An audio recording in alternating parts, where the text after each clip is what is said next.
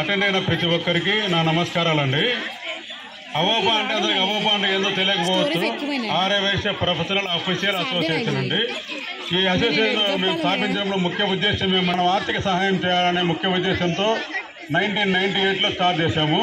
మా అదృష్టం ఏమంటే ఈ సంవత్సరం సిల్వర్ జూబ్లీ ఇయర్ 25 yearsలో మేము ఈ కేడర్లో ఉండడం అమ్మవారు వాసవి కనకా పరమేశ్వరి ఆశీర్వాదం అని తలుస్తున్నాము.